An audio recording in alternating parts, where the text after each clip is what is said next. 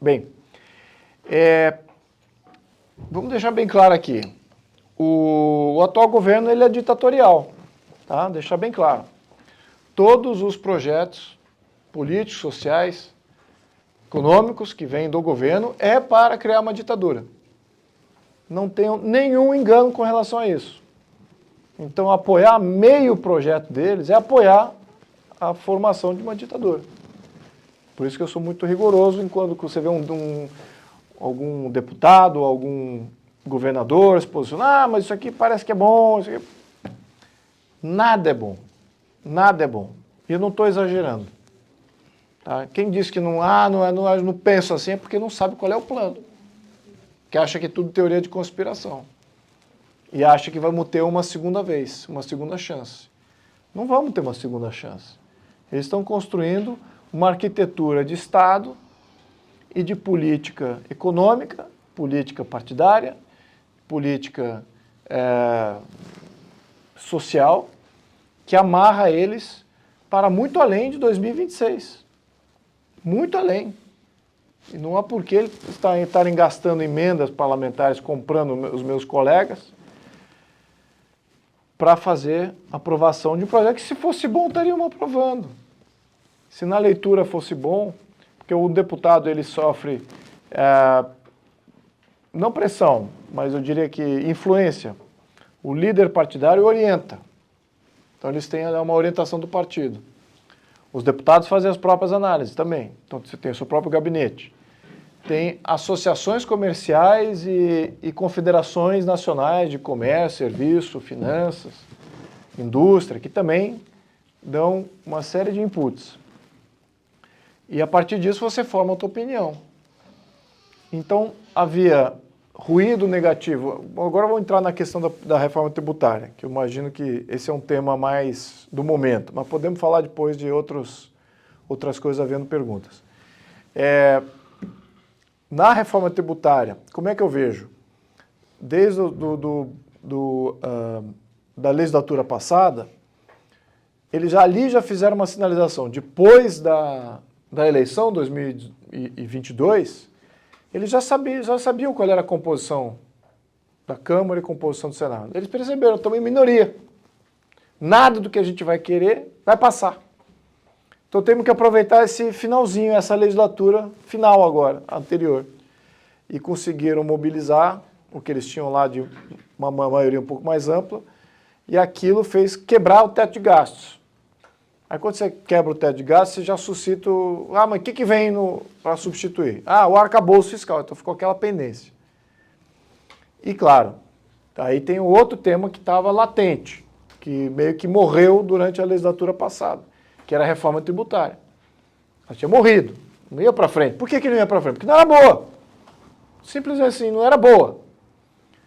E então, eles ressuscitam isso, fazem a quebra do teto de gasto, depois o arcabouço fiscal. Eles viram que não iam passar, gastaram bilhões convencendo os líderes partidários e os deputados individualmente, para que fizesse ali uma ideia de apresentação, né, de uma nova, um arcabouço fiscal que viria, etc. E também antecipar a questão da reforma tributária. Tudo isso antes do final do recesso. Lembrando que quando foi feita a reforma previdenciária, também foi nos primeiros 6 meses. Se deixasse passar o recesso, mais tempo e tal, com o tempo, todos os planos totalitários do partido, PT, desaparecem, caem por terra. No afogadilho, no atropelo, na compra, na corrupção, eles passam. Então, esse é o modelo que eles fazem. Esses 6 meses foram determinantes para ferrar o Brasil durante algumas décadas, se a gente começar a querer reformar agora. Caso contrário, são mais tempo aí, talvez permanente. Então, o modelo tributário, uma vez mudando, que foi aprovado agora, uma série de questões vão vir à tona. E não vai vir imediato, mas vai ficar muito óbvio com a medida do passar do tempo. A primeira delas é quem é que manda? Quem é que manda? É o prefeito que manda, é o governador que manda ou é o presidente que manda? Na reforma tributária que eles estão passando, é o presidente que manda. Então, manda em você aqui em São Paulo, no teu bairro. Não está diferente hoje? Perdão? É diferente hoje? É mais autônomo hoje. Vai piorar muito mais. Se hoje já é um problema, vai ficar muito pior. Então, a centralização de arrecadação que existe hoje, ela é parcial. Você tem ainda 2 grandes impostos que não fazem parte da arrecadação federal, que é o ICMS e o ISS, e o IPTU. Né? São os 3 grandes que estão fora. O que eles fazem com isso? Eles botam tudo para uma arrecadação central, numa autarquia central. Esse, eu diria que é o maior problema que foi discutido pelos governadores. E que os governadores tranquilamente falam, não tem problema nenhum. Sem lerem o texto. Mas não eram 2 IVAs? Um estadual e um federal? Mas quem é que arrecada? O estadual. E quem é que vai arrecadar? Para que arrecadar centralmente? Para que arrecadar o IVA central? Vamos lembrar, Europa. Olha a Europa, tem 27 países na Europa, certo? Quem é que faz a arrecadação da França? Quem é que faz a arrecadação da Alemanha? Quem é que faz a arrecadação da Itália? Existe algum ponto de coleta e arrecadação central na Europa? Não. Como é que se financia a União Europeia? Por repasse. Não tem uma arrecadação central da União Europeia. É repasse de cada estado, repasse. E você fala assim, mas e conversação entre Itália e França e Alemanha, como é que fica? Normas. Estabelece norma, um acordo entre um país e outro, pacificou o problema. Para que ter uma arrecadação centralizada do imposto que é local? Alguém tem a resposta? Alguém tem a resposta? Sabe por quê? Tecnicamente, sabe por quê? Tecnicamente não tem razão nenhuma. Porque todos os estados já cobram muito bem. Todos os estados já têm sistemas de cobrança de ICMS, de ICS, de IPTU, de PVA, de TCMD, de TBI, DARFs, ad nauseum. Não é necessário uma arrecadação central para nada do que é estadual e que é municipal. Para nada. Se fosse uma necessidade, já deveria. Como já havia no passado. Mas aí os estados se maturaram, desenvolveram sistemas, agora os estados têm autonomia de cobrança. Só que estamos revertendo tudo isso. Vai tudo agora ser coletado por uma agência central. E qual é o regimento dessa agência? Quem é que vai compor essa agência? Como é nos Estados Unidos? Totalmente descentralizado. Os Estados Unidos é totalmente descentralizado. Então não tem nenhuma... Não tem IVA lá. Né? Eles são mais inteligentes do que a média. Lá quem manda é o povo americano. E o povo americano não aceita IVA. Por que ele não aceita IVA? Por que Não, tem uma dinâmica pior do que centralização. Por que o povo americano não aceita nem a discussão de fazer o IVA? Tem vários tentam, já estão tentando há décadas. Vamos falar do IVA e tal, porque é o imposto mais moderno do mundo, todo mundo está usando, é o mais eficiente. Por que o americano não quer e nem vai implementar o IVA nunca se a Constituição norte-americana prevalecer? Por quê? Porque é caro, encarece os produtos. Só. Então é só fazer continha. O IVA vai encarecer o produto? Vai. Então não quero. Pronto. Quem é que manda? Manda o povo. Aí o Estado fala assim, mas vai melhorar a eficiência de coleta, mas vai melhorar a eficiência de conversa entre o Estado e as empresas, esse diálogo, essas ineficiências da burocracia. Espera aí, então quer dizer que para consertar uma ineficiência da burocracia eu vou ter que pagar mais? O americano faz isso porque ele é uma sociedade organizada, não é? Ele tem uma sociedade organizada que sabe estar fazendo conta, se mobiliza por questões tributárias. O brasileiro não se mobiliza por questões tributárias. Se mobiliza por tudo, por cristianismo, se mobiliza contra o comunismo, contra a ditadura, por um partido, por outro partido, por um messias. Ele se mobiliza. Agora, por questões tributárias, que rouba dele mensalmente, e todo o patrimônio dele potencialmente, nessas transferências aí, ele não se mobiliza. É impressionante. Nós precisamos elevar o nível de mobilização nacional. Não podemos deixar o Estado roubar o que ele quer, faz ali um projeto de lei, não tem debate nenhum, atropela, um governador analfabeto aprova o negócio. Não, dou apoio. E ainda liga para os deputados pedindo apoio. De um texto que não conhecia. Por que que isso? A dinâmica do Brasil e do brasileiro, infelizmente, é idiosincrático do nosso modelo social e que tem reflexo no modelo político e vice-versa. Qual que alimenta qual, quem vem antes, a galinha ou o ovo, não sei. Eu sei que temos que romper com isso. Mas o brasileiro não gosta de fazer oposição. O brasileiro não gosta de conflito, não gosta de briga. Não gosta de briga, quer contemporizar, ele gosta de fazer composição. Então alguém vem com uma proposta espúria e fala assim, olha, esse aqui, eu quero esse aqui, hein? Aí você vai ver um monte de gente que, puxa, o cara quer aquele negócio lá, e agora? Vai ter que atender? Pô, vocês vão atender? Não, vamos ver se a gente melhora o negócio. Tem que rejeitar, nem deixa entrar na porta. Sai fora, passa fora, bate o pé no chão, tem que sair que nem cachorro, com o rabo entre as pernas. Proposta espúria. Mas o brasileiro não sabe fazer isso. Não tem esse combate político que você vê em outras sociedades. E outras sociedades têm modelos políticos para fazer combate político. O nosso modelo político é de composição. Nosso modelo político é de centrão, de domínio de centrão. Qual é a maior parcela da opinião pública que está representada hoje no parlamento? É só fazer as contas. 118 deputados à direita, oposição. 136 deputados à esquerda, base, governo, esquerda, revolucionária, etc. Você soma um com o outro, vai dar aí 240 deputados. Espera aí, mas cadê os outros 250? Onde é que estão os outros 250 deputados? Centrão. Quem é que elegeu o Centrão? Levante a mão aqui, quem que elegeu PSD, PP, PMDB, PSDB? Muitos daqui também, muitos monarquistas elegeram o Centrão. Muitos segmentos da sociedade, muitos do agronegócio elegeram o Centrão. Muitos evangélicos elegeram o Centrão. Muitos da bancada da bala elegeram o Centrão. E depois vem reclamar que não tem direita. Esses segmentos são completamente... O partido, quando você vem com um acordo partidário lá, que vai receber milhões em emendas, foi negociado lá com o ministro tal, o deputado fica frágil. Ele fala assim, puxa vida, de um lado eu tenho aqui milhões em emenda parlamentar, do outro lado eu tenho o quê? Nada. Cadê o ruído da rua? Cadê a opinião pública? Cadê a cobrança? Não está lá, não está mobilizado. Quer saber? Tá fácil. Eu vou pegar aqui a emenda parlamentar e deixa de conversa e vou me compor com o governo. Então essa dinâmica é que tem prevalecido. Com todo respeito, você não acha que a população é intimidada pelos três poderes? Eu vou dar um exemplo aqui, para quem é empresário que deve saber o que é DIFAL.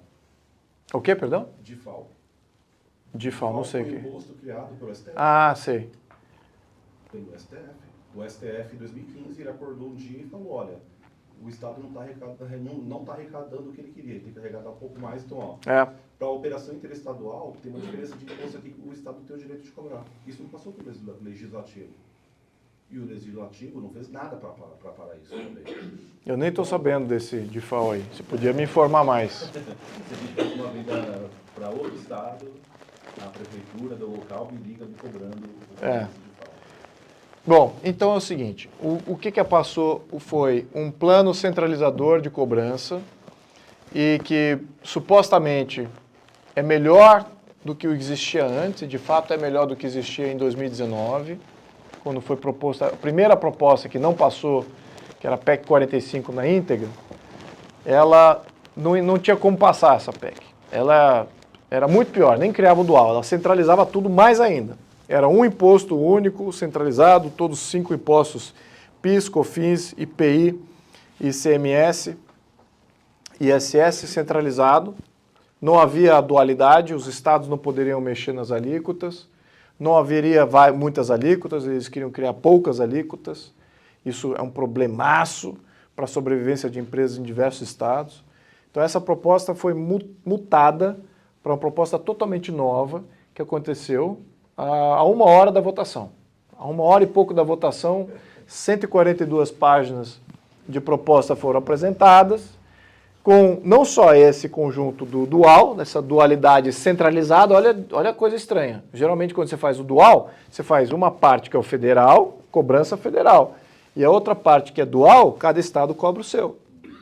Mas agora eles fizeram um dual centralizado, em que o federal cobra tanto do federal como também dos estaduais. Para quê? Para mim é só para ter poder de barganha político. Só para isso. E os governadores que assinaram isso fizeram um ato de total irresponsabilidade. Entregar poder para Brasília de uma maneira assim. E São Paulo, que tradicionalmente sempre defendeu o paulista, o paulistano, o Estado como sendo o Estado único, talvez o Estado que tenha liderança da sociedade civil, entregou isso para o Poder Federal. Por isso que eu não estou em bons termos com essa decisão do governador atual. Não é nem paulista. Por isso talvez foge a ele essa consciência. Foge a ele essa percepção histórica. Nem os eleitores deles estão contentes. Ninguém deveria estar contente. Nenhum paulista, nenhum mineiro, nenhum carioca, nenhum do Rio Grande do Sul desse poderia estar feliz com a entrega do Rio Grande do Sul, então, um estado mais voltado à secessão do que o Rio Grande do Sul, agora está completamente federalizado. Vai perder completamente a autonomia. Então tem esse grande aspecto. Aí você tem outros aspectos que são também ruins. Por quê? Supostamente a proposta vinha para simplificar. Mas ela, primeiro, o IVA não é simples. O IVA não é simples. O IVA envolve um mecanismo de controle não só das empresas, vai complicar para as empresas, mas também para o Estado. Precisa de nova tecnologia para auferir como é que se o mecanismo está funcionando. Por exemplo, uma grande empresa faz uma compra, ele comprou com um tributo embutido naquela compra, muito bem, aquilo precisa avisar que foi feita uma compra, foi efetuada. No minuto que ele beneficia aquele produto e revende com o lucro, ele tem que determinar da onde veio aquele produto, quanto que ele pagou de imposto na entrada, quanto que é devido de crédito para ele. Então tem todo um mecanismo aí de cálculo e de monitoramento. Cadê isso aí? Existe? Existe? Não existe, isso é uma burocracia nova, é uma nova tecnologia. Então você está lidando aqui com um modelo complexo, totalmente novo, que não existe. Para substituir um modelo de fato ruim, não é nem um modelo, é um conjunto de amálgama de questões tributárias, mas com uma burocracia extremamente sofisticada de cobrança, que existe e funciona. Aí como é que você vai substituir um pelo outro? Um que está no estado da arte da cobrança, descentralizado e com as normas, os regimentos, a burocracia e agora vai ter uma nova burocracia sem norma, sem regimento, você não sabe como é que vai compor, e vai ter poder de fazer lei. Esse aqui é um grande disparate. Você está dando a uma autarquia federativa que vai concentrar todos esses impostos o poder de fazer lei. Então tudo que a gente define como lei, de repente essa autarquia está propondo algo diverso. Então, tudo isso que a gente está discutindo, não, mas eu estou como agronegócio, que também apoiou, contra o que eu acho que deveria ter feito. O agro, ele ia sofrer muito, mas na interpretação deles, eu acho que ainda sofre. Eu acho que vai sofrer muito mais. Eu concordo com você, eu acho que ainda sofre, só que na interpretação deles, houve contemplações dentro do texto de desoneração de alguns segmentos, de algumas coisas, que eles falaram, ok, nós não vamos sofrer tanto assim. Está o bastante para o agro apoiar a própria. Então, a FPA, que tem 300 deputados, ela sozinha poderia liderar o Brasil contra o comunismo, contra todos esses projetos. Não. Resolveu, pulverizar o voto e liberou o agro para apoiar o negócio. E aí 200 deputados... Nenhum deputado leu a PEC. Claro que não leu. Então é por isso, eles estão indo mais por essas pressões de acordo. Então ninguém está lendo o texto. Estou indo por pressões de acordo. Aí você fala assim, poxa vida, e onde está a contrapartida disso? Os que leram o texto, os que fizeram, não só deputados, mas também tiveram vários segmentos da sociedade, várias entidades qualificadas. Eles leram, ou mesmo já tinham uma posição firmada. Por que não vai escutar eles? E está escutando os partidos e está escutando o governo? E a mídia paga, a mídia chapa branca. Por que eles estão fazendo isso? Então, Essa que é a porque essa outra parte, o ruído é muito baixo. Se tivesse um grande alarde, como foi feito no PL da censura, aí sim, a sociedade se mobilizou, mudou voto, eu vi mudar voto. Eu me lembro discutindo o PL da censura, depois eu volto do tema tributário. Teve a urgência. Aí vários deputados, não, eu sou a favor mesmo, sou a favor, acho que sim, acho que tem que ter censura mesmo, tem que limitar a rede social, porque tá um absurdo as coisas que é dita na rede social, uma coisa, um disparate, papapá. Muito bem. Aí o que aconteceu? Aí caiu a ficha, teve tempo, a sociedade teve tempo para ver o que estava sendo votado, o que poderia ser votado, reagiu muito forte. Esses mesmos deputados, no momento seguinte, na semana seguinte, estava lá junto conosco, levantando a bandeira, liberdade de expressão, de jeito nenhum, censura não, mas assim, noite por dia. Por quê? O que aconteceu nesse interim? Pressão, ruído, muito massivo. Muito massivo. As próprias redes sociais se mobilizaram. Isso ajudou muito. Exato, para a reforma tributária não tanto. Não foi tão alto assim. Não tivemos tempo. Não teve tempo. Não teve tempo. Será que a ficha vai cair ainda um dia? Então. Vai ter uma repulsa? Olha, vai acontecer, com certeza vai, mas aí que está. O tempo, eu acho que mata um pouquinho. Por quê? O início da transição é outro aspecto da reforma. O início da transição é para começar em 2026. Eu não acredito que eles vão esperar até 2026 para começar a fazer os sistemas funcionarem do outro modelo. Eu acho que eles vão antecipar isso de alguma maneira. Se é que já não tem alguma coisa que eles já podem antecipar. Isso eu tenho quase certeza que... Perdão? Se ele cair antes, esse governo cair antes. Bom, aí isso é uma... Aí você está rezando muito forte e estão escutando suas preces. E as minhas também. Mas a gente tem que planejar naquilo que a gente sabe agora.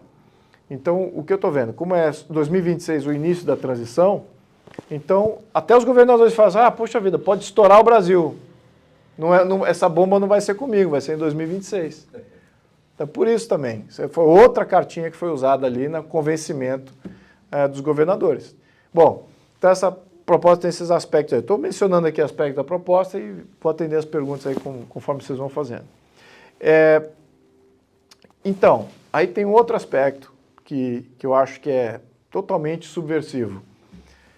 Supostamente a proposta mata o IPI, consolida o IPI, deixa de existir o IPI, que é um imposto que é afetado somente em produto industrializado, imposto sobre produto industrializado. Ele foi integrado, né? Pois é, ele é integrado no IBS. Bom, e aí o que acontece? Eles criaram um negócio que chama-se imposto seletivo. O que é imposto seletivo?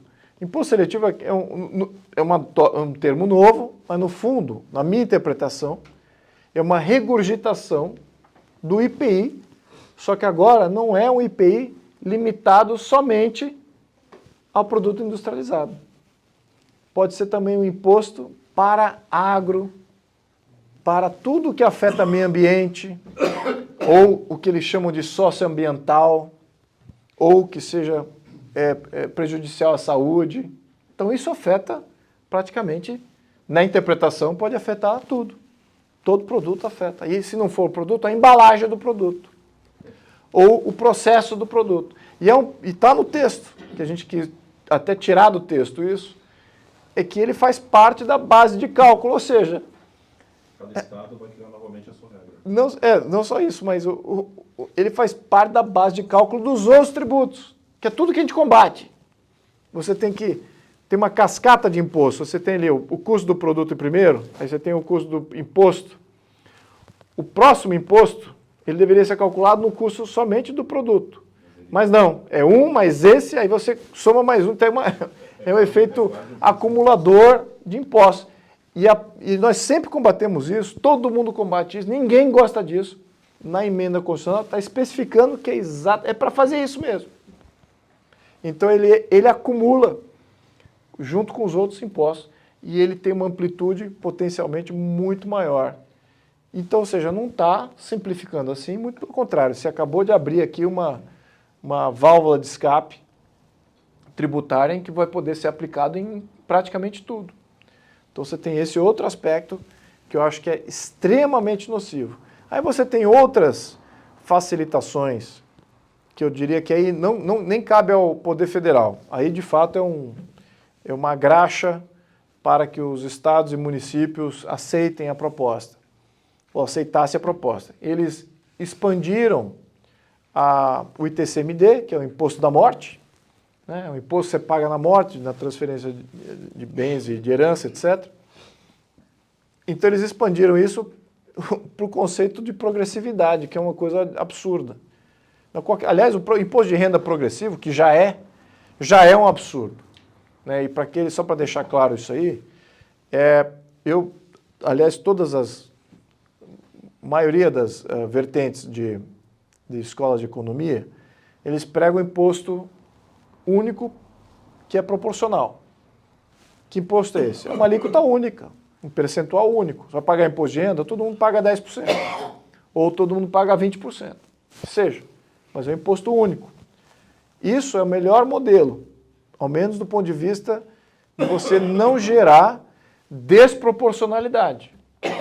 Por quê? Se você recebe 10, você paga 10% de 10. Se você recebe 1.000, você paga 10% de 1.000. Então ele é proporcional àquilo que você ganha. Isso sim é proporcionalidade. Agora, quando você faz uma coisa progressiva, e você fala assim, quem recebe 10 paga 10%, quem recebe 1.000 paga 20%. Então, quem é que vai pagar desproporcionalmente mais? Quem ganha mais. Isso gera, se você não calibrar isso bem feito, por isso que as bandas de imposto progressivo, elas são muito próximas, elas não fogem, não tem assim uma disparidade muito grande. Mas, com um governo desse, no futuro, tudo é possível. Aí você pode criar bandas de desproporcionalidade em que não há nenhum interesse de acumular e ter mais renda. Porque você vai estar pagando muito mais, desproporcionalmente. Então você fala assim, poxa, qual é o incentivo de eu ter mais renda, acumular bem, se eu vou estar pagando desproporcionalmente muito mais? E claro que, e até inibe, né? Você força as pessoas a fazerem toda sorte de proteção para você nem pagar esse imposto nunca. Então a possibilidade é de nunca pagar esse imposto. Essa que é a realidade, quando você começa a criar essas bandas. Então é uma coisa que você transferiu essa possibilidade para os estados, na mão de governadores e secretarias de finanças desqualificados, eles vão tentar cobrir buracos com esse tipo de propositura, fazer uma coisa mais progressiva. E até que você combata isso, é toda uma mobilização que você precisa fazer junto ao governo do estado, às assembleias, então é mais um problema. Além disso, IPVA, que era uma coisa para morrer, IPVA era para morrer, IPVA. Quem é que entende a função do IPVA? Não tem mais função, é puramente arrecadatória, ideológico, virou ideológico. Tem até livros explicando o porquê que o IPVA ele é o imposto que gera mais igualdade social. Por que vocês acham que a pessoa pensou assim? Porque ele tira a riqueza de quem compra um bem que supostamente tem um valor agregado alto. Então, ou seja, é totalmente ideológico.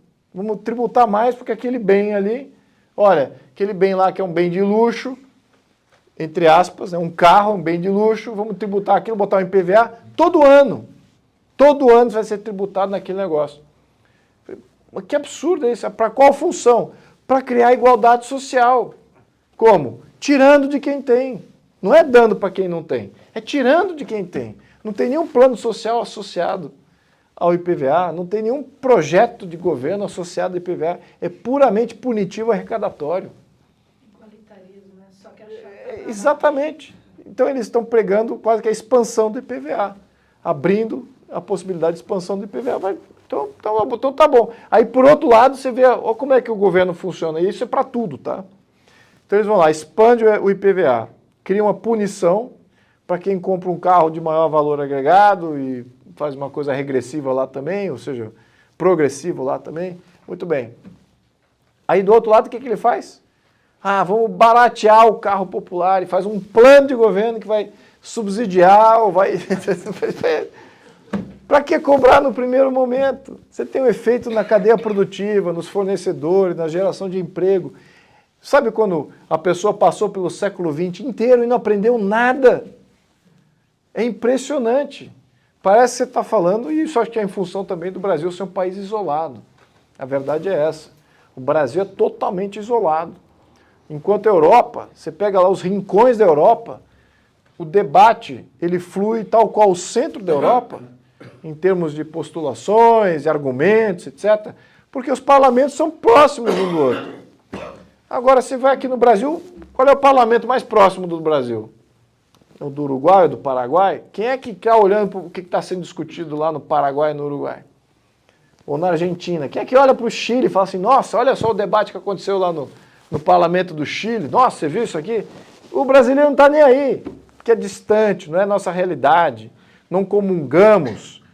Então o país é um país isolado que não se beneficia desses aprendizados. Estamos aqui regurgitando tudo que já foi vencido no século XX. Tudo, até essas questões econômicas. Não faz sentido nenhum você fazer um imposto com IPVA e depois do outro lado você dá um subsídio. Isso é a coisa mais idiota que você pode se propor fazer. Isso é o que o século XX fazia e muitos países que fizeram debate, estão atentos ao que os outros estão debatendo, já eliminaram. Mas enfim, então a gente ainda está muito atrasado nesse quesito. Em tudo, tá? Nesse aspecto. Então, por favor. Um outro grande ponto que eu vejo é essa eliminação, plano de eliminação da moeda física. Sim. A moeda, e sim, a moeda digital, você passa a ser um número, passa a ter uma conta digital e ele pode ser cancelado a qualquer momento. Faz um rastreamento do... Controle. Exato. Aqui nos Estados Unidos isso aí já está diminuindo muito, né? Diminuindo muito o valor que você pode sacar no banco. Não Sim. pode ser mais 10 mil dólares. Não, eu vou dizer mais, até o exemplo que você está dando. E eu não quero aqui dar a ideia, porque eu tenho certeza que a esquerdalha aqui que vai escutar vai querer replicar essa ideia. Mas eu vou falar aqui para o benefício de todos. Na Califórnia, onde já tive conta lá, já estudei lá, abri empresa lá e tal. Agora, recentemente, em 2020, eu tenho sempre uma conta de viagem lá que eu tinha, pouco dinheiro, só para pagar custo de viagem, pouca coisa. Aí fui ver a conta, não tinha mais nada na conta. Tinha lá, acho que $1.000, $2.000. Quando eu fui ver, pô, não tinha mais os $1.000, $2.000. Falei, pô, por quê? Como assim não tem mais os $2.000? Não, foi para o Estado. Falei assim, como assim? É porque não teve movimentação em 6 meses. E passou uma lei que se você não movimenta a sua conta bancária em 6 meses, o Estado pode confiscar. Olha a ideia que eu estou dando aí para a esquerdalha aí do Brasil, hein? Mas, então isso aí você tá, ou seja, a tua conta poupança, a tua herança, isso tem uma data limite. E eles olham a propriedade dessa maneira. É a função social agora. Né? E eles é que estabelecem o que é função social, o que é prazo, o que é razoável de tempo. Então, aqui na Califórnia ela destoa bastante dos outros estados. Mas é recente isso, é recente, porque quando eu estava lá, eu montei em 2010, 2012. Em 10 anos, você tem aí um governador, puf, mudou tudo. Então assim, esse aspecto eleitoral e o poder local que existe no contexto americano, ele dá uma falsa sensação de que lá é mais seguro que aqui. Mas tá uma eleição de você perder tudo. E tá aí combatendo pela tua propriedade e ter guerra ideológica nas escolas. É uma eleição disso. Então eles estão sempre ali. E é uma das outras razões que eles estão sempre ativos. O americano tem que estar sempre ativo, porque a Constituição ela dá essa autonomia para os estados. E se você não se mobiliza, acabou. E vice-versa. Vice-versa. Vou dar aqui agora você perguntou, falando dos Estados Unidos, olha como é que a gente sai fora, mas é bom a gente dar essa luz. Nos Estados Unidos, cresceu uma burocracia que nunca era para ter crescido, nunca era para ter existido constitucionalmente. Então lá você tem FBI, Forças Armadas, NSA, TSA, ATF, são todas diferentes forças de segurança, CIA, Isso não é constitucional. Mas existe. Até tem Freddie Mac, Fannie Mae, ou seja, são fundos de pensão. NSA, eu falei desse. Então, fora outras estruturas que foram criadas federais, por lei, por arranjo e tal. Tudo isso, incluso as Forças Armadas, norte-americanas, tudo isso, se um presidente eleito subir e por decreto, ele pode terminar com tudo isso. Vai sofrer. E é exatamente o que está acontecendo. E é exatamente o que está acontecendo. Se de um lado a população tem que ficar alerta do que o Estado faz contra a população, esse Estado temporário, que não é constitucionalizado, ele fica também alerta de quem é que vai ser o próximo presidente. Porque senão eles estão a uma canetada de desaparecer. E aí o que o Biden está até erradicando algumas dessas agências agora. Está fazendo sumir. Algumas que ele não conseguiu aparelhar, outras ele está, por decreto, some. Então, esse estamento burocrático lá também é ativo, balizando ali as opções, né? Como é que o jogo é jogado. Então, só dando esse insight. E o resultado de 24 nos Estados Unidos pode afetar o Brasil para 2026? Pode, mas isso é outro aspecto. Os Estados Unidos, ele não tem nenhuma política para a América Latina. Zero. Então, o que pode cair uma bomba atômica aqui, narcotráfico toma conta do Brasil, corrupção, nacionalizar todos os ativos brasileiros. Os Estados Unidos não tem uma política para a América Latina. Não está nem aí com a evolução ou involução da região. E o que tinha de... Qual eram as preocupações que existiam antes que não tem mais? A primeira, lá atrás, era a questão de alinhamento ideológico, né? E acesso à matéria-prima. Então, é você ter um Estado relativamente livre, com os seus minérios, o seu agronegócio, tudo ter... Estou falando lá atrás, estou falando nos anos 60, 70, né? 50, 60, 70. Então, isso tinha essa preocupação. Se o Brasil se fechar na cadeia de valor global, isso é um problema. Isso gera um problema. Eles não têm mais essa preocupação. Tá? O Brasil pode se fechar. Vai gerar um efeito? Vai. Mas eles têm uma visão mais interiorana até de explorar os seus minérios. Lembrando, os Estados Unidos é competidor do Brasil em absolutamente tudo. A gente não é complementar em absolutamente nada dos Estados Unidos. Talvez é um pouco mais barato em algumas coisas, mas fora isso, os Estados Unidos tem tudo. Tem indústria, tem minério, tem agronegócio, tem serviços, tem tecnologia, é a economia mais rica do mundo hoje, né, e bem dinâmica. E o Brasil é rival. O Brasil não é rival da China na questão do agro, é rival na questão industrial.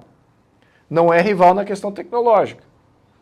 Então tem uma série de simbioses aí mais com a Ásia do que com os Estados Unidos. Mas enfim. Então os Estados Unidos ele não está preocupado com essa questão ideológica mais.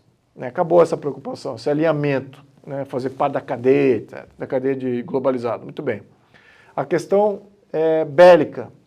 Isso chamava atenção antes. Se botar uma bomba atômica no Brasil, o Brasil virar uma potência atômica, isso preocupa. Isso pode gerar algum efeito. Estamos próximo disso? Com esses militares, garantido que não. Os militares eles vão ajudar a fazer o que talvez o governador aqui de São Paulo fez com São Paulo, vai entregar. Né? Os militares vão entregar isso para a esquerda.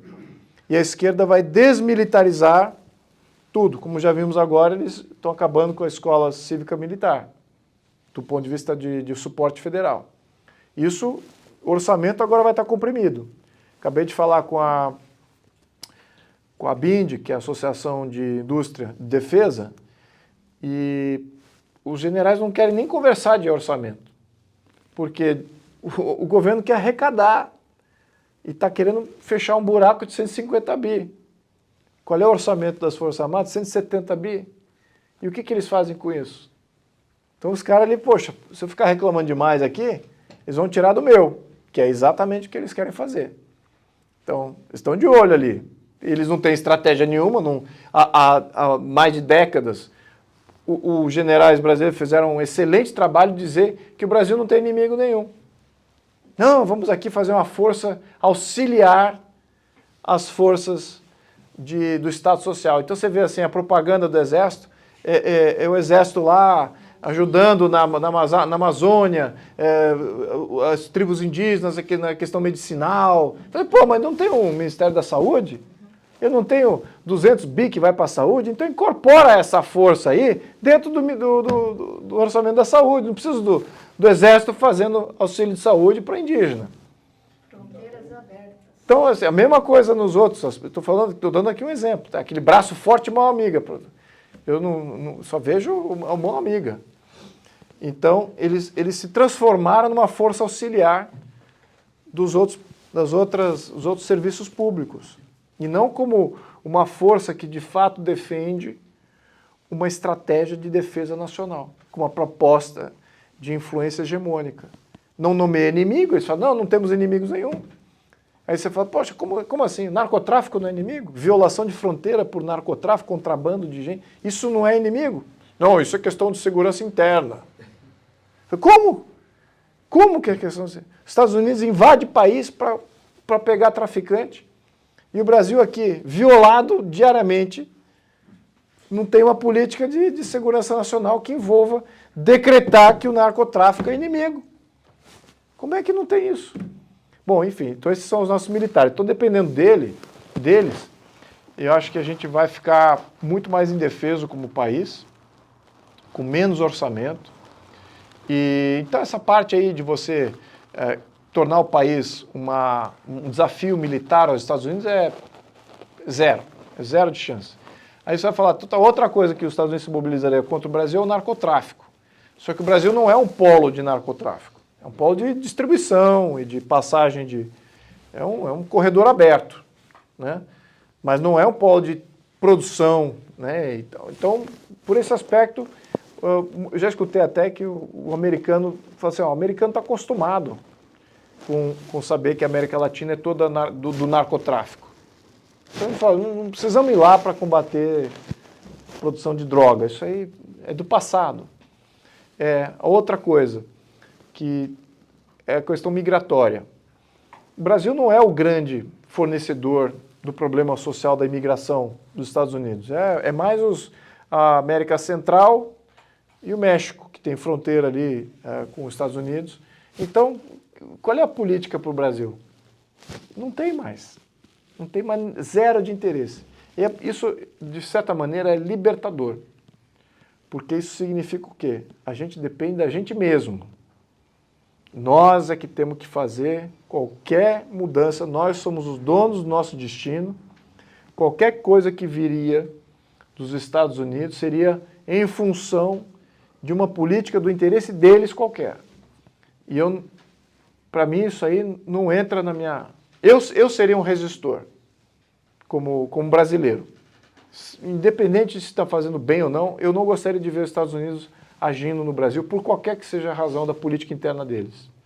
Eu gostaria de ver o brasileiro se mobilizando, sim, por questões próprias nossas e defendendo o que é nosso. Isso sim que é o caminho. Esse é o caminho mais difícil, mas é o caminho certo. Bom, então pontuei muita coisa aqui. Pergunta. Pergunta, duas questões. A primeira, tributos e serviços. 70% da nossa economia vem dos serviços prestados. Geralmente o advogado hoje é 6%, Uber é 1%, não sei. Imagina que isso tudo vai ser 20% ou 25%, não sei quanto que eles vão, né? O 27%. O 27%. O 27,5%. Como que todo mundo vai ter que pagar essa conta? Como fica isso? E outra pergunta que eu queria falar. São 27, nesse Conselho Federativo, 27 representantes. Nós no Sul aqui somos 7. Então o Nordeste e o Norte vai mandar na gente? A gente vai mandar o dinheiro e vai ter que bancar mais ainda essa conta? Então, na questão de uso federal, né, do recurso, tem que olhar. O recurso federal, ele vai ter... Aí que tá, não está definido o conselho, eu estou especulando. Tá? Não está definido o conselho. O que foi definido no conselho é que vai ter uma separação do que é o uso do recurso federal e como é que isso é representado. E a questão do arrecadação e uso do que é arrecadado estadual. E quem vai olhar isso são os estados. E os estados vão estar representados proporcionalmente. Então, São Paulo, é por isso que eu acho que o Tarcísio aceitou. Foi falado alguma coisa sobre o formato tributário? Porque hoje nós temos três, né? Nós temos o simples, o presumido e o real. Com essa unificação... Você cria um sistema paralelo que não é... Você vai ter que fazer o julgamento se vale a pena você estar em simples ou estar em real. Mas a verdade é que o modelo ele favorece o lucro real. Quem está com lucro real, mesmo uma pequena empresa, sai ganhando. Mas está com lucro real, pequena empresa, é mais difícil, é mais complexo. Não é fácil para um pequeno e médio empresário operar no lucro real. Oi? Tem que decidir no início do ano se você vai ter um prejuízo no final. Exato. Não, e tem que ter esse monitoramento de nota fiscal mês a mês, aquela coisinha. Então, esse aspecto que é hoje é assim. Hoje, qualquer gestor financeiro de qualquer empresa tem que ficar todo mês ali perdendo tempo com questões tributárias. Você vai na Europa, também. Tem um fulaninho ali, todo mês. Você vai nos Estados Unidos? Nada. Nada. Aqui é muito complexo. Mas é isso. Então, por que a gente adotou o modelo complexo? Por que a gente nem debateu o modelo que você não precisa fazer nada? Qual seria esse modelo? É esse, o modelo americano. A gente teve essa proposta, tá? Podia ter discutido ela, votado ela, mas não. Foi empurrada essa proposta aí deles. Salvo engano, a sua proposta, a PEC 7, ela está mais próxima do modelo americano. Será que você pode explicar mais ou menos o que você propôs e o que está avançando hoje? A PEC 7 não está contemplada. A gente tirou até da discussão. O formato tributário. Sim. O que se propõe na PEC 7 e o que está sendo avançado hoje. Tá. Bom, na PEC 7, por exemplo, você não tem o IVA, você tem o modelo Sales Tax. Então significa que do produtor, lá de quem faz a colheita, distribuidor, processador, até o supermercado, é zero de imposto. Você não tem que fazer nada. Os operadores dessas empresas, cooperativas, vão passar 0 minutos do ano falando de questões tributárias entre empresas. Seja ele um provedor de serviços, seja ele um provedor de produtos, entradas e saídas, não importa, não tem tributação entre empresas. Então, o que acontece com isso? Teu custo despenca. Teu custo operacional, não só de operar a empresa, mas o preço que você passa ao consumidor é o mais baixo possível. E é por isso que o maior mercado consumidor do mundo é o mercado norte-americano. É porque ele tem o melhor sistema tributário para o consumidor e para o produtor. É por isso que a economia dos Estados Unidos, mesmo agora com aquele louco do Biden, que não tá no comando, e mesmo não estando no comando, está fazendo besteira, a economia está com pleno emprego, 3,5% de desemprego. Porque é dinâmico. É dinâmico. É muita renda discricionária na mão da população. E aí eles olham os outros países e falam assim, puxa, eu não vou investir no outro país, sabe por quê? Porque no outro país não tem direito à propriedade como aqui. Então eu vou investir aqui. Então eles compram propriedade lá, desenvolvem lá, faz tudo lá. Mantém a poupança interna. Então tem toda uma dinâmica. As coisas vão se casando. O sistema tributário livre, direito à propriedade, liberdade de ação. Por que não investir? É uma besteira não investir lá. É o lugar mais barato para você iniciar um negócio, para você atingir a rentabilidade e para você massificar qualquer ideia, qualquer produto. Então, isso aqui é os Estados Unidos. Então, por isso tem muita gente entrando, muita gente dinâmica. Então, o que a PEC 7 faz? Ela tributa só na ponta, deixa livre todo o canal produtivo. Qualquer serviço não é tributado, advogado, contador, serviço de entrega, de transporte, tudo que vai ser desonerado, porque são serviços que atendem a outras empresas. Se é uma coisa que atende ao consumidor final, aí esse é tributado, aí esse paga o valor final. Só que o modelo norte-americano não é só isso. o modelo norte-americano ele também é um outro aspecto. Ele é mais baseado na renda. Então, os estados e os municípios têm liberdade para também tributar na renda. E não é muito. E não é muito a mais. Então, você tem o imposto de renda federal, aí você tem o imposto de renda estadual e municipal. Alguns estados não têm o imposto de renda estadual. Alguns estados têm. E os que têm não é tão alto assim, 1 ou 2%. Só a Califórnia que saiu fora do padrão, né? Mais 13%. Então está totalmente fora aí. Os outros estados estão com uma alíquota suplementar no estado. Mas por que isso é importante? Sem isso aí, eu não consigo baixar o imposto de consumo. Então você não consegue baixar essa ideia de, vamos fazer o imposto de consumo que não seja regressivo. Não existe. Não existe imposto de consumo que não seja regressivo. O que é isso? Regressividade é quando você tem a parte carente da sociedade paga proporcionalmente mais do que a parte afluente. A parte afluente paga menos, proporcionalmente falando, a renda.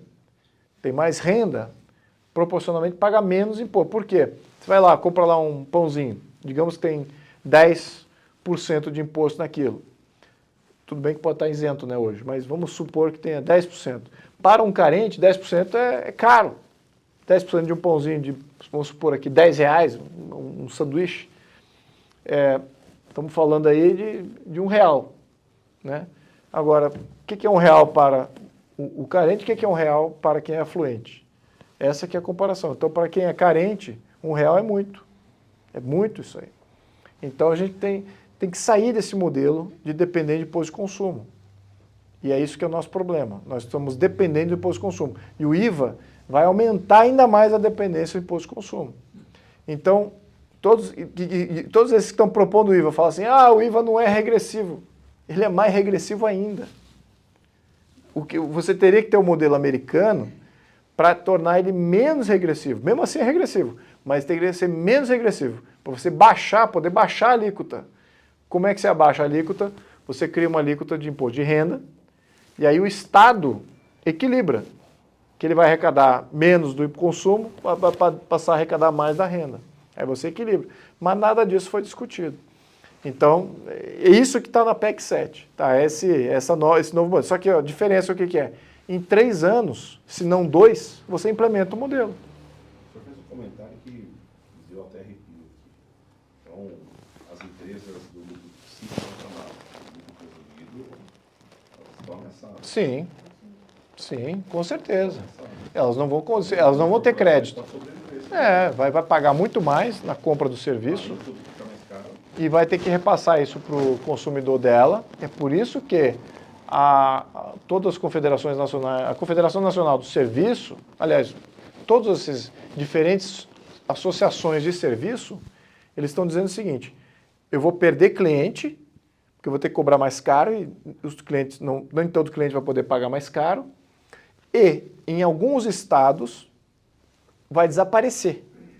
Você não vai conseguir ter o serviço. Na verdade, o cliente vai migrar para grandes corporações, que são essas empresas do lucro real.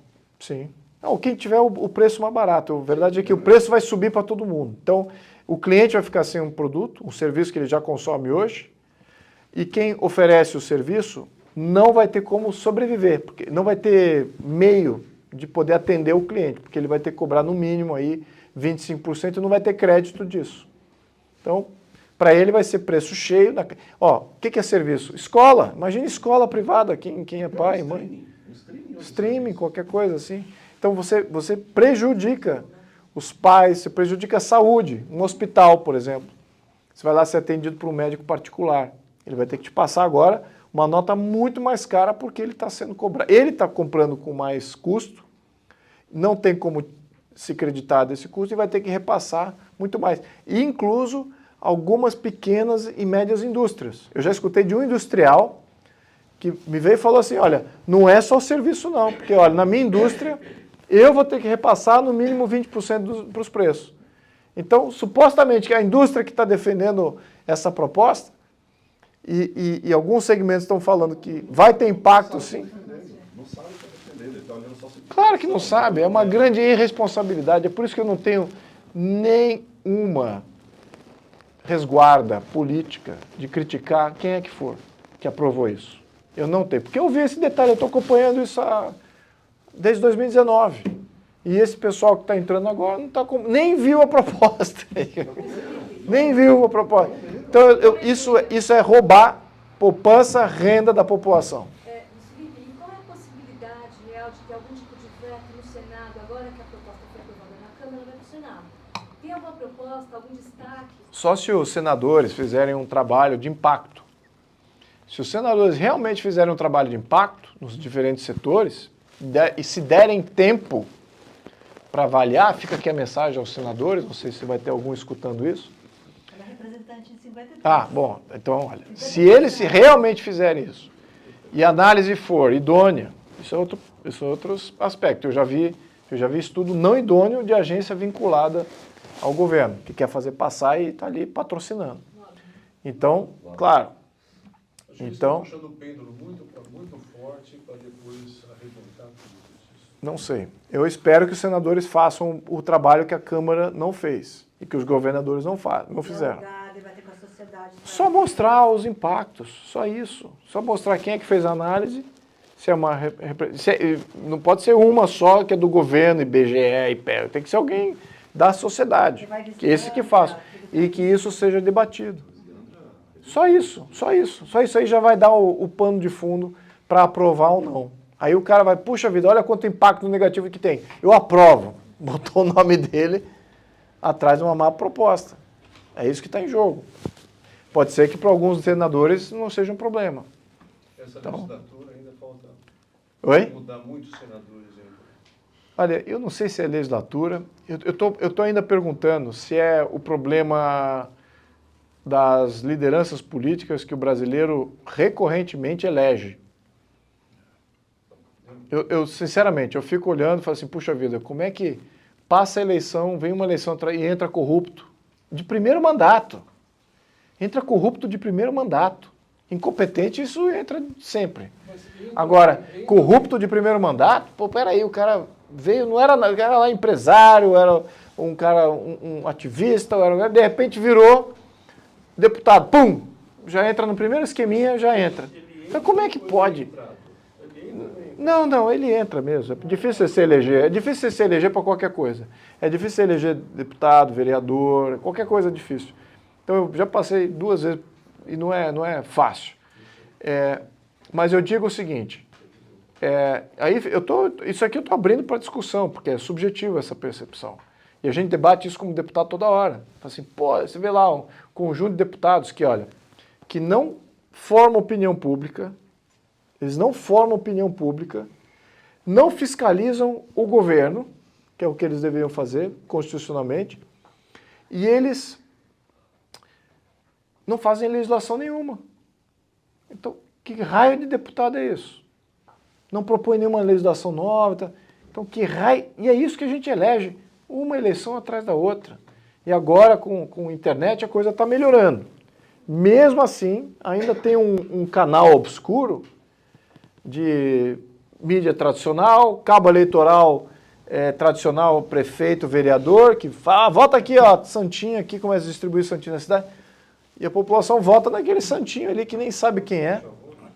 Esses aí, olha, esses são bucha de canhão partidária. Não servem para nada, a não ser para o líder de partido falar assim, eu tenho 20 deputados que são meus.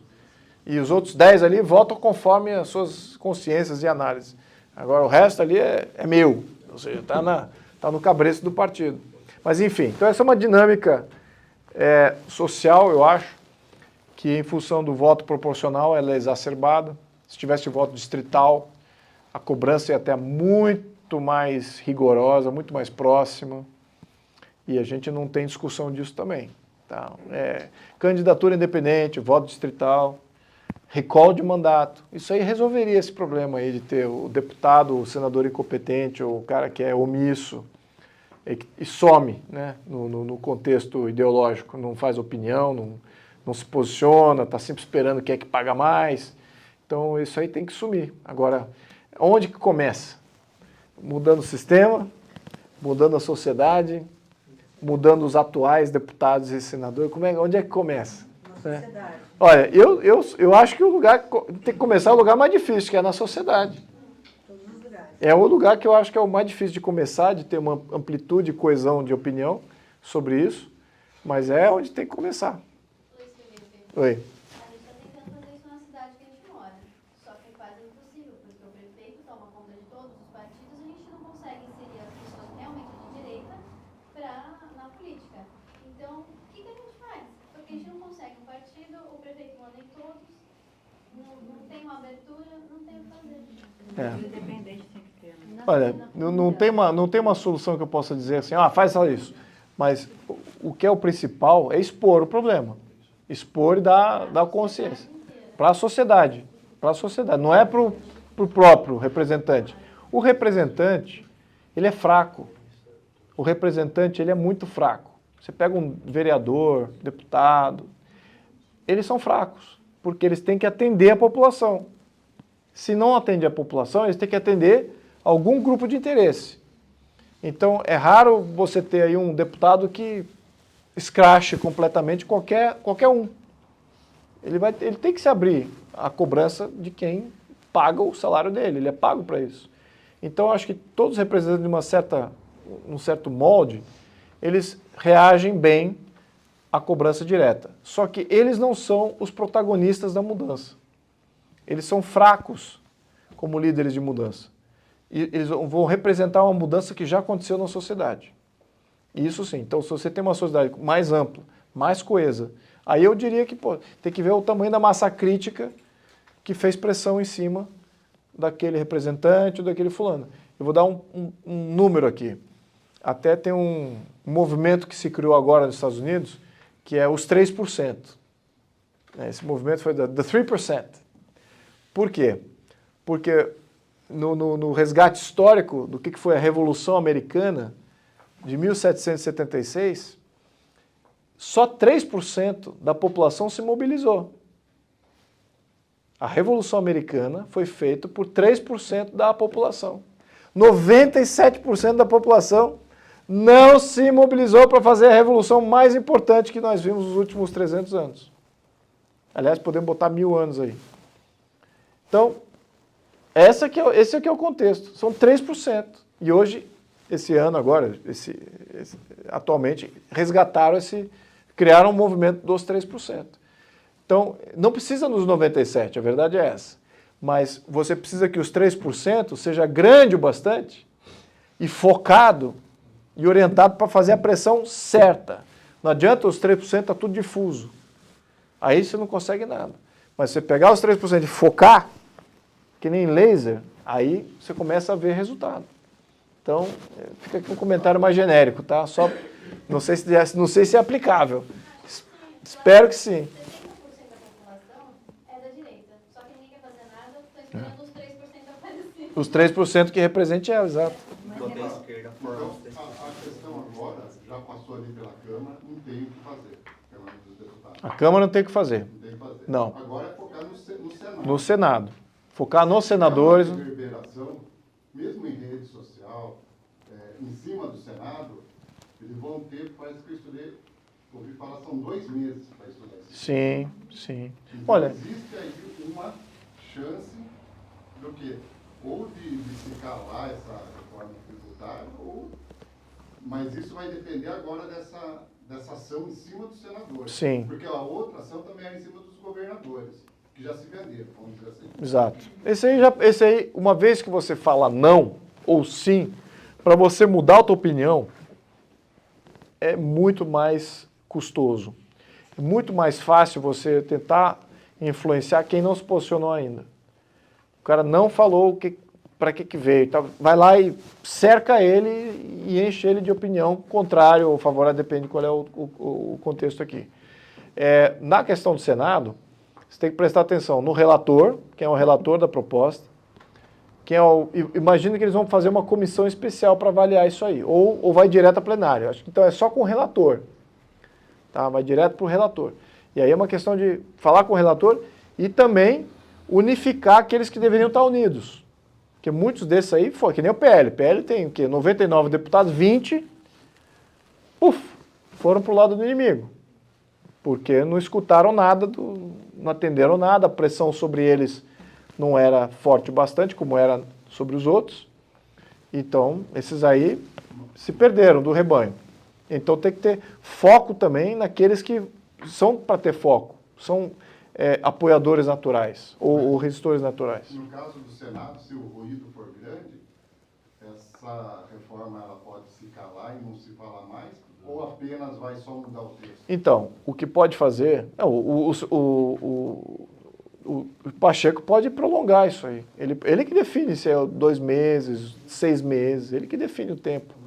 Claro que você tem aí uma questão regimental que você tem que atender, mas você pode muito bem solicitar para que haja uma extensão. Pode morrer no Senado. Tem muita coisa morre no Senado e nunca é votado. Quer uma coisa que morreu no Senado? Quer um detalhe que morreu no Senado? Quer uma bomba atômica para o agronegócio? Morreu no Senado. PL 2728, se não me engano, ou 2928, não me lembro. Ecocídio. Lembra desse crime do ecocídio? Que isso? Sim. Ecocídio, passou na Câmara. O que é ecocídio? Ecocídio é você poder... Não, quer um crime de... Então, pois está aberto. Está aberta a interpretação. Está aberta a interpretação. Então, por exemplo, se você faz lá você tem um monte de folha morta aqui, você queima aqui a folha aqui na tua propriedade, sei lá, queimou, porque não tinha onde guardar e queimou. Aí a fumacinha atravessa a rua, vai lá do outro quarteirão e, por alguma razão, despeja em cima de uma pessoa lá e ele fala, eu estou ofendido por essa fumaça. Exijo danos morais de quem está gerando essa fumaça. O juiz pode confiscar a sua propriedade até que você pague os danos morais àquele que foi ofendido por isso. E aí quanto que vai ser isso? Pode ser, tá confiscado. Isso é controlado. Mas passou assim, com amplo aplauso da Câmara. Isso foi em 2019, 2018. Claro que eu fiz a obstrução e tal. E olha a obstrução, eu fiz a obstrução e o Lira ainda falou, se você não tirar a obstrução desse projeto, a gente não vota a Previdência, hein? O que uma coisa tem a ver com a outra? Nada. Mas é assim que funciona, toma lá da cá desses mané. Jagunços. É assim que funciona. Tem alguma coisa que você quer? Então deixa aqui, então é meu. Você quer isso aqui? Então o que você me dá por isso aqui? Tem nada a ver uma coisa com a outra. Mas como é que eles fazem? Isso eu presenciei no primeiro ano. Então, como é que funciona? Ele foi eleito sem cobrança popular, ele é eleito por máquina, por emenda parlamentar, apoio de partido, apoio de prefeito, de vereador, não tem conexão nenhuma com o eleitorado dele. Tá nem aí se faz o tomar lá da cá. Agora, eu tenho as minhas visões, mas, mesmo se eu não tivesse, eu tenho uma cobrança direta do meu eleitor, que não permite que eu me engaje nesse tipo de coisa. Então, é esse tipo de... Mais força para a internet, a verdade é essa. Mais força para a comunicação direta com o representante. Isso é fundamental. Meus parabéns, porque precisa ter estômago. Eu nunca teria esse tipo de... Olha, vou dizer uma coisa. Todo político, a maioria dos políticos é narcisista. E uma pequena parcela não é sociopata. Eu espero fazer parte dessa pequena parcela, mas eu estou quase sendo sociopata. Estou quase ali. Continua com o meu apoio. Obrigado. Deputado, boa noite. Boa noite. Me permite fazer um adendo em relação à sua fala inicial, a qual o deputado cirurgicamente conseguiu nos explanar essa vontade de barganha, que é justamente a intenção espúria da centralização tributária, é justamente pela retirada, ou não retirada total, mas deixando maculada a falta de limitação do fundo de compensação de incentivo. É justamente no ponto que o Estado não deixa clara a situação, olha, vamos fazer uma compensação tributária aqui, não tem uma limitação do aporte do governo, da União, e aí, no caso, o governo federal utilizará isso de barganha, com empresas, com estados. Então, é mais um ponto que corrobora a fala do deputado, que de fato é a centralização da ditadura. É isso mesmo. O poder de barganha que ele vai ter no momento seguinte é ímpar. Ímpar. Vai poder ditar a regra em qualquer cidade que for, qualquer estado que for. Já está, né? Se ele já pegou o estado do Sul-Sudeste e já conseguiu comprar a preço de banana, né? Se eu fosse governador de algum desses estados, certamente não bastaria ele falar, olha, está aqui uma linha de crédito, está aqui, olha, a gente vai seguir. Mas peraí, nós fizemos quase 20 destaques. E ele faltou espaço, ele devia ter fazer 40 destaques. Quer dizer que os 40 destaques, tá tudo bem? Tá tudo bem? Saiu barato. Concorda? Não viram 40 problemas graves, e dos quais a gente nem conseguiu destacar todos. Então, esse é o nível de responsabilidade de preço baixo que se pagou pela entrega de todo esse poder para Brasília. Então, é fundamental que a sociedade comece a cobrar o que a gente tá vendo lá dentro. É fundamental. Claro, eu posso agir em discorrer como é que funciona e tal. E, certamente, se eu estivesse fora do sistema político, eu não estaria vendo também isso. Eu não estaria vendo aquela dinâmica interna, como é que está funcionando, de certo eu não estaria vendo. De fato, você tem que ter alguns que informam como é, até que uma maioria, uma massa crítica, não a maioria, mas uma massa crítica dos 3%, tem uma visão bem clara de como é que o jogo é jogado e aonde eles podem interferir diretamente no jogo. Obrigado. Sobre a questão da conscientização da sociedade, para isso que a gente tem que trabalhar massivamente nas associações, institutos de ensino, por exemplo. A grande maioria da população, ela é, desde o nascimento, trabalhada para ser CLT, para não ter a visão do empreendedor de crescimento para ficar refém de um governo. Então, Exato. por isso que, por exemplo, na nossa empresa, a gente quer montar um instituto de ensino. Por quê? Quando eu morei na favela, por exemplo, eu não tinha estrutura e não sabia, porque a gente consegue enxergar onde os olhos alcançam. Hoje não, hoje eu tenho referências muito mais altas. A gente mostrando e trabalhando massivamente na população, acho que com o decorrer do tempo a gente consegue melhorar essa situação. Sim, é isso mesmo. Olha, a gente acha que isso é uma coisa intrínseca nossa, que a gente é muito atrasado nisso. A verdade é que todo país tem esse problema. Todo país não conhece, a maioria da população não conhece como é que é governada. Maioria, vasta maioria. Você vai nos Estados Unidos, então, você esperaria, tá aqui e tal. Não, você não tem consciência nenhuma. Mas eles lá têm o oposto também, que são escolas preparatórias de elite, que estabelece política pública hiper sofisticada, que estabelece estudos governamentais e evoluções que são, de fato, de criação de uma elite pensadora de modelo de governo. E a mesma coisa acontece na Europa. Você tem uma vastidão da população, dos 500 milhões que moram na Europa. Se você pegar 1 milhão que conhece, de fato, os sistemas que os governam, já é muito. Então, é uma minoria mesmo. Então, quem está aqui é uma minoria. Quem está nos assistindo é uma minoria. Mas temos que trabalhar isso, sem ter a esperança, nem o objetivo de amplificar isso. Mas que tenhamos isso, que tenhamos ao menos isso.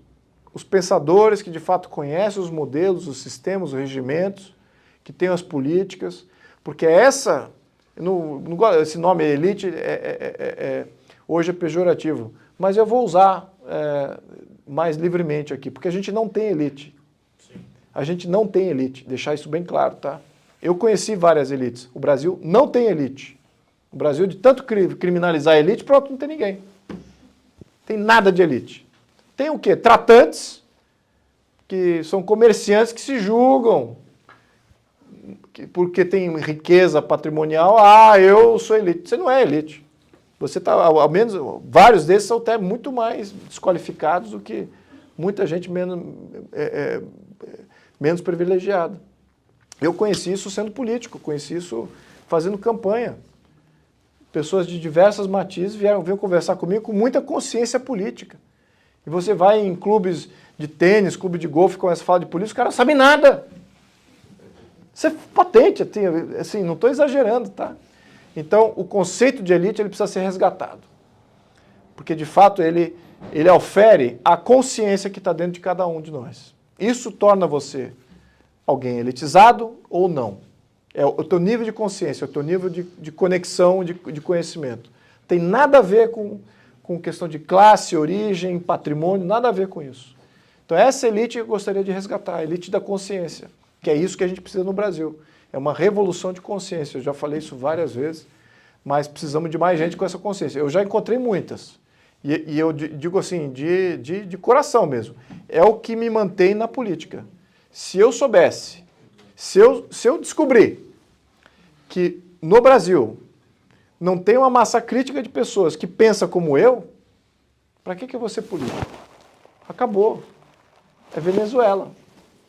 É um governo totalitário, corrupto, há décadas, com uma massa totalmente manipulável, dependente, carente, incapaz de se organizar e se mobilizar como um conjunto. Acabou.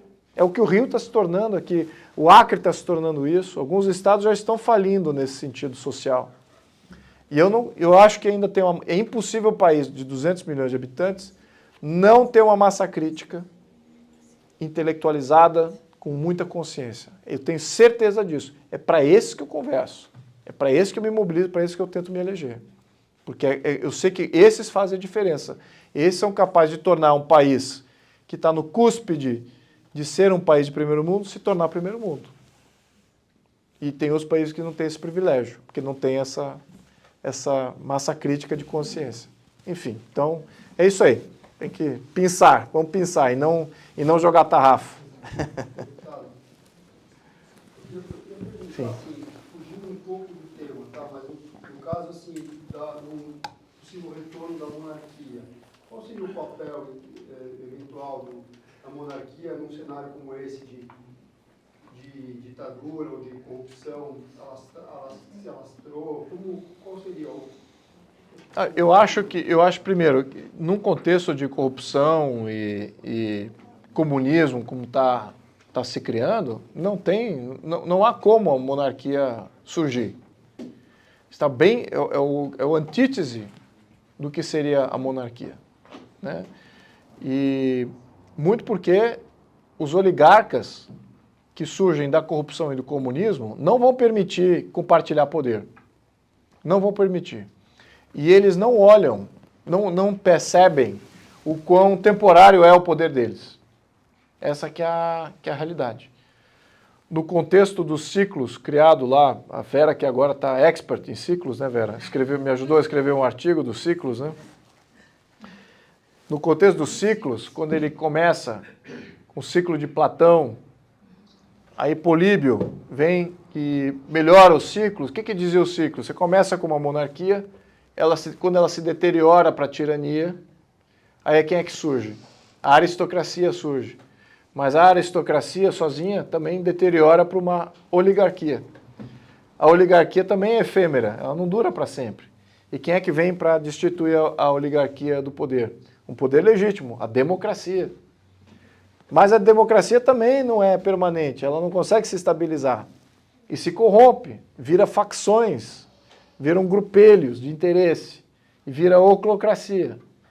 E quem é que vem para resgatar o país da oclocracia? A monarquia. Então voltou o ciclo completo reverso. Isso é fatal de todos os países que entram no processo de ciclo. E o que todos os estudiosos falavam? A única maneira de você estabilizar, de você sair fora desse ciclo, é você ter uma Constituição. É a única maneira. Porque a Constituição fala assim, ó, é isso aqui. Como que se rege o governo, as diferentes forças que existem, os diferentes conjuntos e interesses, agora são comuns nessa Constituição.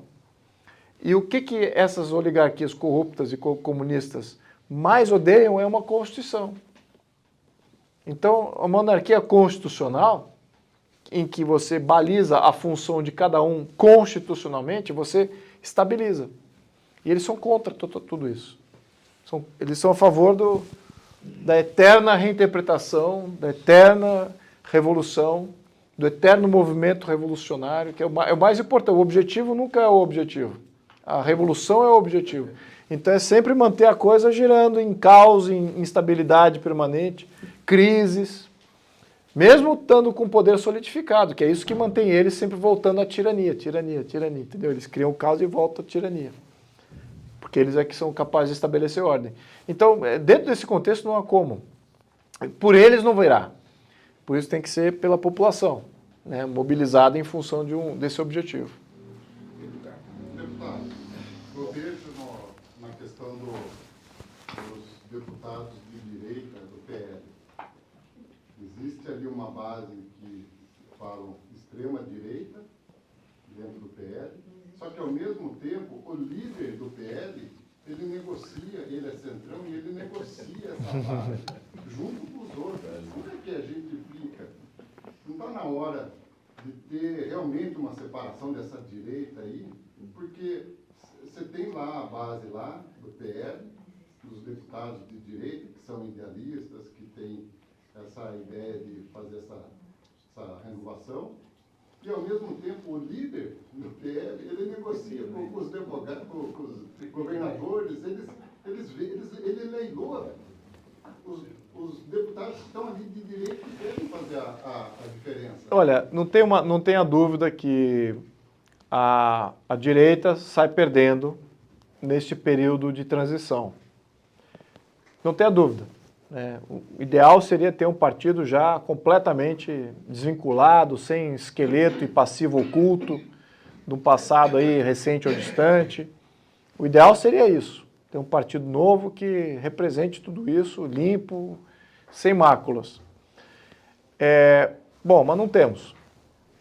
E claro que você tem o outro lado da história, que é o lado dele, né, que quer, não diria que capturar, mas ele quer ser o abrigo dessa direita que surge. Ele quer ser esse abrigo. Então ele faz o balanço. Ele faz esse balanço. Porque, por um lado, bem pragmático aqui, não é ideológico. Ele nenhum líder partidário que eu conheço, aliás, digo assim de passagem, que essa figura líder partidário é uma idiosincrasia nossa. Quem que é o líder partidário do Partido Republicano? Quem que é o presidente do Partido Democrata? Ou do Partido Conservador inglês? Ou francês? Ninguém sabe. Ele não é uma figura relevante no processo político. Mas no Brasil é. Nós temos aí essas figuras aí que criam opções, removem opções, acabam com carreiras políticas, criam carreiras políticas. Então, eu acho que isso aí, nós temos que entender que temos que reformar também o sistema partidário. Tá? Eu tenho até uma proposta para fazer essa reforma. Bom, isso dito, eu acho que o desafio dele, vindo da onde ele vem, com o passado que ele vem, é tentar equalizar a transição. Fazer, ok, temos uma nova vertente aqui que não existia, temos que representar isso e contemplar, dar abrigo a essa vertente ideológica, mas temos aqui uma vertente que tem mandato também, que é a parte centrão, que faz parte do partido, do DNA da organização do partido, que sempre esteve lá, e que agora foi desafiada com 100 deputados federais, com 17 deputados estaduais aqui em São Paulo, mais não sei quantos nos outros estados. Então, como é que você contemporiza isso? Eu acho que é uma transição que vai ter trocas, em que a direita vai sair perdendo em algumas dessas trocas.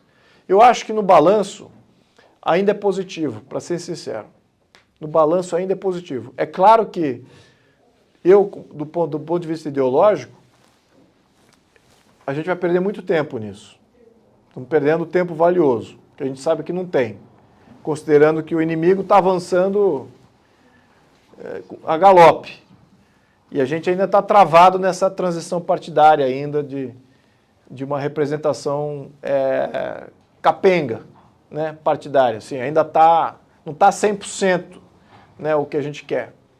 Mas já é muito mais do que a gente tinha. Então a gente tem que olhar também por esse aspecto. Agora, estou com você na crítica. Hoje eu passei uma crítica assim para ele. E olha, isso aí atesta também o tipo de pessoa que é, né? Porque o cara tolera alguém falando contra, e se posicionando contrário, ou cutucando. Então. Porque o que a gente notou, quando o nosso governador Tarcísio tomou a decisão de sair e defender a reforma tributária, o povo foi em cima dele. Porque já tinha inciso com a questão religiosa, de distribuir o dinheiro lá, comprando a casa, aqui, do lado do LGBT, aquelas coisas. E a crítica estava aumentando em cima do nosso líder. Só que, ao mesmo tempo, o Centrão foi lá... E abrigou ele. E abrigou ele. É isso aí. Então, quer dizer, estava evoluindo por uma crítica mais séria. Aí foi o Centrão lá, os nossos líderes, e abrigaram ele. Blindou ele de novo. É porque tem outra coisa em disputa aqui, que é bem pragmático, que é a questão das prefeituras. Porque ele agora está em disputa com as prefeituras. O Tarcísio é quem comanda a chave do orçamento para as prefeituras. E se houver uma cisão, um racha, assim, do PL agora é contra o Tarcísio, ou não apoia mais o Tarcísio, ou acho que o Tarcísio deve ser um candidato aí do centro, do centro-esquerda, virar uma terceira via, e o PL vai achar outro candidato, ou vai se colocar aí mais rigoroso na questão ideológica, em 2024 é provável que a gente está entregando de bandeja várias prefeituras para o PSD e para os republicanos, que hoje compõem o governo. Você vê, o PL nem está no governo Tarcísio praticamente. Então tem tudo a perder em São Paulo. Tem 650 prefeituras, 300 eram do PSDB, que boa parte quer migrar para o PL, mas se o Tarcísio for lá e cutucar a ideia, orçamento para vai para o PSD. Aí pronto, aí você está engrandecendo até o Centrão em função disso. Enfim, tem essa dinâmica também, tá? Que eu estou fazendo essa leitura para dar um pouquinho de lastro aqui para o que você comentou, que você fez de crítica, tá? Tô do teu lado da crítica, mas eu entendo, eu tenho empatia do que ele está gerenciando ali. E é de fato importante, viu? Não é um dilema pequeno. O quanto que vale a tua ideologia versus o quanto que vale você ter ganho territorial, base, né, de prefeituras do Brasil. Eu acho que tem que botar isso na balança. Eu acho que é mais ou menos por aí que ele está balizando. Então eu não... O Salles é melhor que o Nunes para prefeito. Claro que é. O Salles é ótimo. O Salles seria ótimo governador. Então vamos pôr o Salles. Pois vamos botar o Salles, então. Mas você, a opinião pública, se organize. Eu sou um deputado que vou representar isso aí com muito gosto. Podemos criar uma treta lá dentro do partido, mas se a população não está organizada e solidificada, é só um deputado fazendo treta dentro do partido, não representa nada. Infelizmente, a sociedade atual perdeu a noção de que seja a função do governo. E a ideia de que o governo, a principal função do governo é organizar a vida virtuosa em comum. E não é de cima para baixo planejar tudo, intervir em tudo, etc. O exemplo dos Estados Unidos, nesse sentido, é interessante, dentro da relatividade das coisas republicanas, mas não há mais aquela concepção orgânica, natural, de uma nação transformada uma grande família, conseguindo como organizar. E ficam essas disputas de partidos, de ideias, não há unidade nisso. E esse é o ponto que nós temos que bater. Quais são os princípios fundamentais? A visão de um governo foi. Existe o Estado e o governo. A questão do Estado e do governo. Aqui no Brasil é uma confusão total. E não é função do governo de organizar toda a vida da nação. Deixa fazer. Organicamente, para a vitalidade do povo, não vem de cima para baixo, vem de baixo para cima. Essa é a realidade. Inclusive, um sistema democrático é muito mais autêntico do que esse sistema partidário, disputas, etc. O que a nação perde com isso é atroz. O custo disso para uma nação é atroz. Imagina o governo, o Brasil, se pudesse desenvolver-se naturalmente, organicamente, sem intervenções contínuas de política do governo, um que é mais esquerdista, um que é mais imposto, um que outro que é outra coisa. Não funciona, está provado que esse sistema não funciona. As coisas são orgânicas, são naturais. É para deixar que a vitalidade do povo se manifeste e que o povo assim, porque assim foi toda a história. Apesar dos Estados Unidos ser uma república, nesse ponto, isso é um exemplo. São muito mais livres. Não há essa intervenção contínua do governo em todos os detalhes. E uma confusão, hoje, há uma confusão ideológica completa. Agora a gente vê que um Brasil profundo, não que é isso, o Brasil profundo está ansioso de reencontrar suas vidas históricas. O Brasil profundo está farto do regime republicano.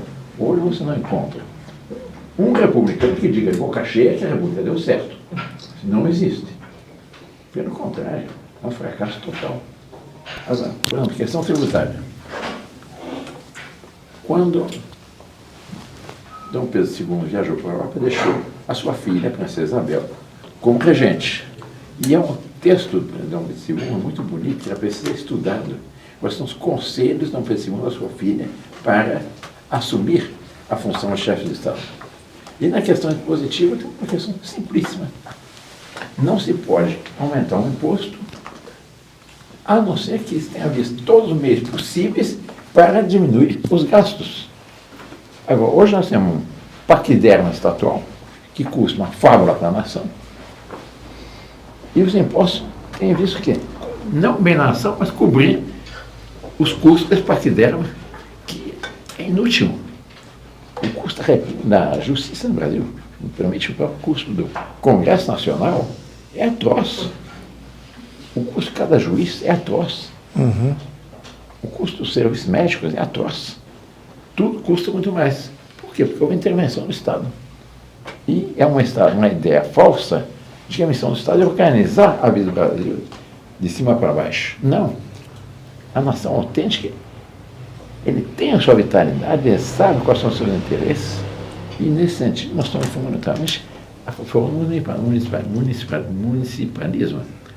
O Brasil herdou de Portugal algo extraordinário, que é uma concepção municipalista, onde o povo tem muito mais influência no governo do município. Ele está diretamente ligado a ele. Mas no regime atual, o povo não está para nada, não tem influência nenhuma. Ele se sente um joguete e se sente explorado. Isso é que é preciso restaurar. Qual é a missão do Estado? É organizar a vida virtuosa em comum. E não é mais que isso. Não é estar querendo organizar todos os detalhes da nação. Então, saúde,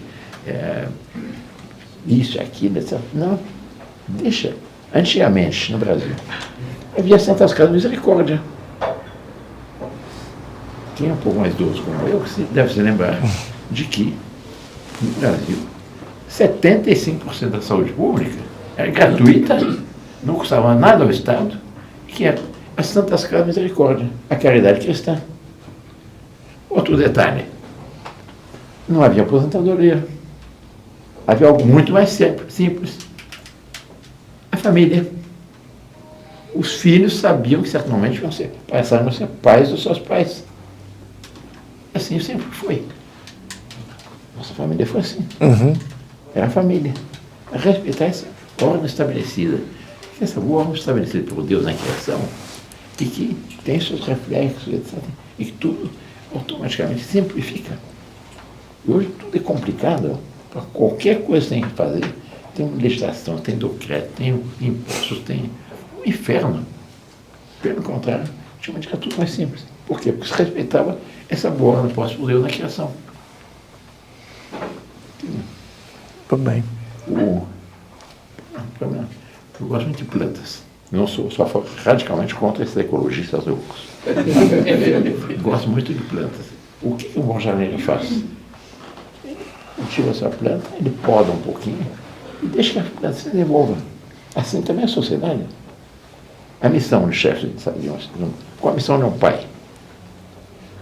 É estimular, proteger e, quando necessário, corrigir, castigar, etc. Assim também, a nação, o chefe de Estado, a principal missão dele é estimular as forças vivas da nação e não querer enquadrar tudo em esquemas, em leis, regulamentos, etc. Isso não funciona, está provado. O caos atual é isso. Não é o respeito, essa naturalidade, essa organicidade de uma sociedade. E isso é que é preciso. E, pessoal, hoje nós estamos no caminho rápido de uma tirania. Uma tirania das mais brutais. Tudo controlado pelo Estado. E é um problema ideológico, profundo, que quer levar o Brasil para aquilo que não é só vocação histórica, que é o PT. E que eles vêm aparelhando há muito tempo, não é de agora. Houve uma reação do governo anterior, que foi, por um certo momento, o pessoal estava farto. Houve eleições, até a maioria de deputados foi eleito, inclusive que era sobrinho, mas foi cortado. Foi cortado de forças externas, internas, etc. Cortaram essa reação. Se tivesse continuado essa reação, aos poucos as coisas estavam se libertando. Bom, é isso que eu teria que comentar. Achei extremamente interessante, levaram muitos problemas, mas, sobretudo, para mim, ficou claro o seguinte: não é missão do Estado querer fazer tudo isso. A missão do Estado é estimular a nação, as forças vivas da nação, deixar que as coisas caminhem por si. Nesse sentido, a monarquia é o regime mais anti-tirânico que há no mundo. Porque é um regime fundamentalmente familiar. A nação é uma grande família com um em comum realizar. Agora, imagine uma família com partidos. A cada 4 anos,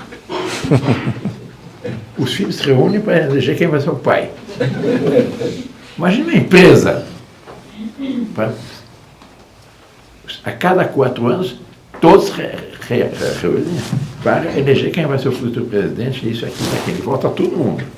Vota o faxineiro, vota o engenheiro, vota o economista, vota todo mundo. Caos.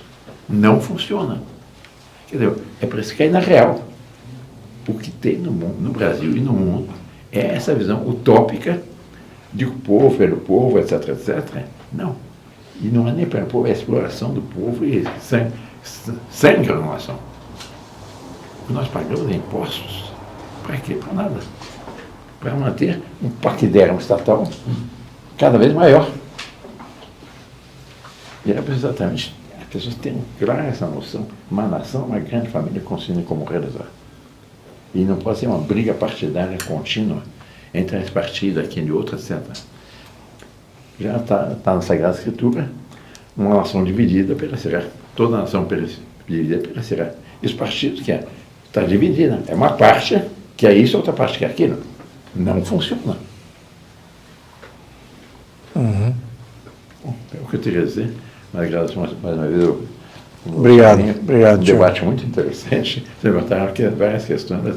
O ponto, o foco central é a restauração da cristandade, a restauração da sociedade natural, orgânica, fruto dessa evolução orgânica de um povo.